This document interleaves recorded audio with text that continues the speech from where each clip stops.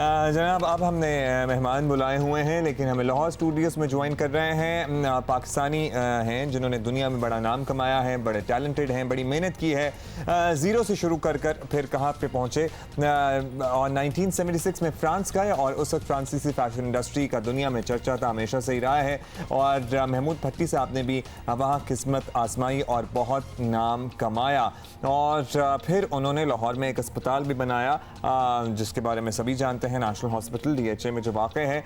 वो और उनकी अहलिया हमें ज्वाइन कर रहे हैं लाहौर स्टूडियोज से।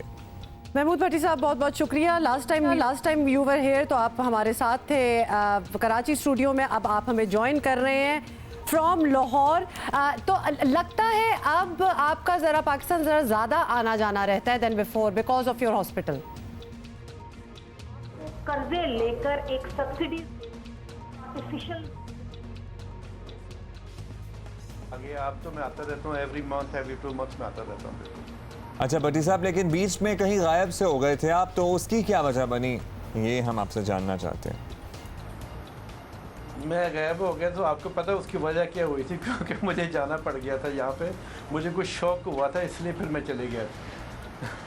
नहीं, क्या हुआ था भट्टी साहब एग्जैक्टली, हम आपसे यही जानना चाहते हैं क्योंकि वो वीडियो तो हमने देखी तो बड़ी वायरल हुई, हम आपका वर्जन लेना चाहते हैं। बिल्कुल, लेकिन आपकी साइड ऑफ द स्टोरी किसी ने कभी सुनी नहीं, तो लिहाजा दिस इज योर, आप बताएं जरा हुआ क्या था। हाँ भट्टी साहब प्लीज कैमरा में देखिएगा। ये मैं फर्स्ट इंटरव्यू दे रहा हूँ। हुआ क्या, बस मुझे समझ नहीं आ रही थी, एक आदमी मतलब इतना पढ़ा लिखा और इतनी बड़ी उसकी पोस्ट हो और आदमी आके मतलब कोई बदतमीज़ी कर रहा है मेरे साथ, और मेरे साथ वो मुझे बता रहा है मैंने कपड़े कैसे पहनने हैं, चीज़ें कैसे करनी है, ये चीज़ें कैसे हैं। फिर FIA ने मुझे पकड़ के वहाँ पे ले गई और मुझे समझ नहीं आ रहा था मेरे साथ हो क्यों रहा है ये मेरे साथ ये इतनी बदतमीज़ी, एक इतनी बड़ी पोस्ट पे आदमी बैठ के, इतना पढ़ा लिखा आदमी बैठ के बदतमीज़ी क्यों कर रहा था मेरे साथ। नहीं भट्टी साहब, आपको ये क्यों नहीं समझ आ रहा था कि आपके साथ क्यों हो रहा है? क्योंकि वहाँ पे जाहिर है जो मरीज एडमिट थे उन्होंने शिकायत की थी, और ये कपड़े पहनना ना पहनने वाला क्या मामला हुआ था, क्योंकि इसके बारे में हमें नहीं पता। ये और FIA एहलकारों का रवैया, वो सलूक कैसा रहा फिर आपके साथ? नहीं वो उधर थे, क्योंकि वो जो आदमी आर्डर दे रहे थे उन्होंने, मुझे तो पता नहीं था ये कौन साहब आए, ये कौन साहब मेरे साथ बात कर रहे हैं। वो तो फिर उन्होंने, पुलिस वाले ने मैंने पूछा ये कौन आदमी, उन्होंने बताया ये कौन आदमी है, ठीक है। तो जब उन्होंने मेरा पासपोर्ट ले लिया, मुझे घेरे में लेके मुझे अदालत में ले गए, और मरीज़ उधर थे, सब चीज़ें उधर थी। उधर तो काम सही हो रहा है, ठीक है ना। अगर काम गलत हो रहा है तो आदमी आके उसको बंद कर देता है, ठीक है ना। अगर तो आदमी बाहर से इतनी इन्वेस्टमेंट लेके आ जाए, तो इतना बड़ा आदमी इतनी बड़ी पोस्ट पे आके तो वो ये चीज़ों के चेक कर रहा है, जाके अपनी जो दफ्तर है उनको जाके चेक कर रहे हैं ना। अच्छा भट्टी साहब ये बताइए, वो तो चले एक इंसिडेंट था जिसमें वो आए और जिसकी वीडियो हमने देखी थी, लेकिन एक और इंसिडेंट हुआ था कुछ दिन पहले, एक वीडियो वायरल हुई थी जिसमें एक खातून जो है वो अपनी बच्ची को लेकर कुछ इल्ज़ाम तराशी लगा रही है और उनको कुछ शिकायत थी। इसके बारे में अगर कोई कॉमेंट आप करना चाहें तो उसके बाद हम फैशन ट्रेंड्स पर भी आपसे मुख्तसर बात कर लेते हैं। बिल्कुल, उसके बारे में मैं बात करूँगा। वो लड़की वहाँ पे आई थी, मेरा कि 5 घंटे वहाँ पे रही थी। उसकी मदर ने आके फिर माफ़ी भी मांगी थी वहाँ पे आके। अच्छा। मैं तो उधर नहीं था, वो जो डॉक्टर थे उन्होंने उनको शटअप कहा था। मैंने उसकी माफ़ी मांगी थी क्योंकि हॉस्पिटल में ऐसी चीज़ें नहीं होनी चाहिए, ठीक है। उन्होंने उनसे माफ़ी मांगी, फिर वो लड़की ने आके माफ़ी मांगी, मैंने गलती की है, मैं अपसेट थी, मैंने शॉट डाला था, ये किया था। हमने उस पर केस भी किया हुआ है उस लड़की पर। चले हो जाता है। अच्छा भट्टी साहब, ये भी ज़रूर बताइएगा, ऑब्वियसली आप पूरी ज़िंदगी आपने जो है वो फ्रांस में गुजारी, बड़ा नाम कमाया, पैसा भी कमाया, जो कि विद अ गुड विजन आपने ये सोचा कि मैं वापस अपने मुल्क जाके लगाऊंगा। So you set up this hospital in Lahore.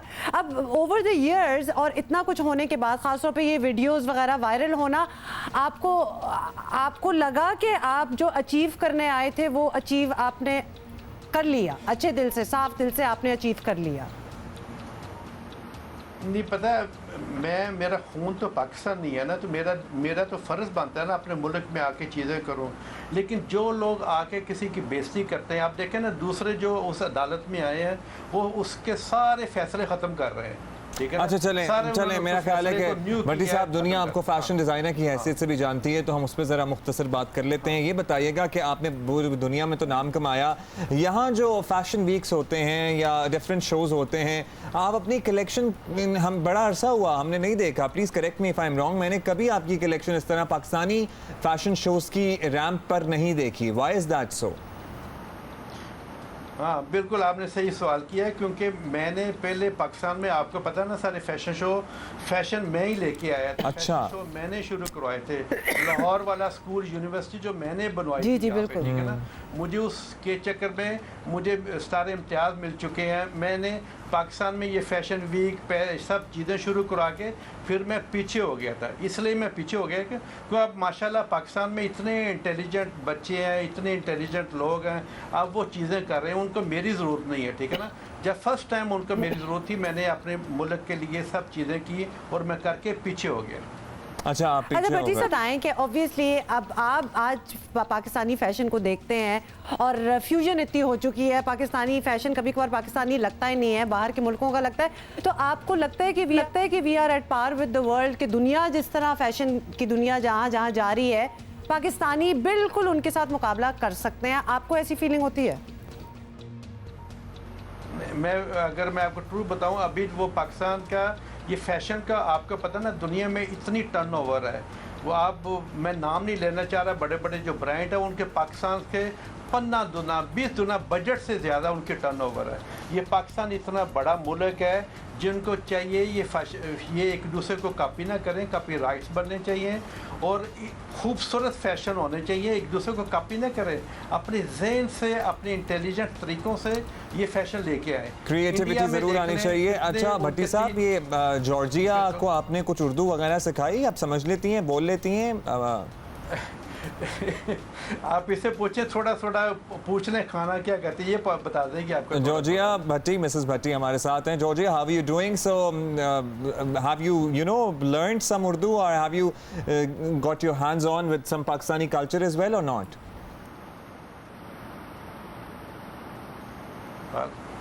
Chantaria. ये डिमांड किसकी तरफ Urdu? I don't speak Urdu yet. Yeah. I learned. You're learning. You're still in the learning वो process. कह रही है alright. उर्दू लर्निंग हो रही है। हाँ ठीक है, लर्निंग हो रही है। तो भट्टी साहब आप इस उम्र में भी ज़रा ज़्यादा मेहनत करें ना, काफ़ी अर्सा हो गया अब तो। बहुत बहुत शुक्रिया भट्टी साहब फॉर ज्वाइनिंग।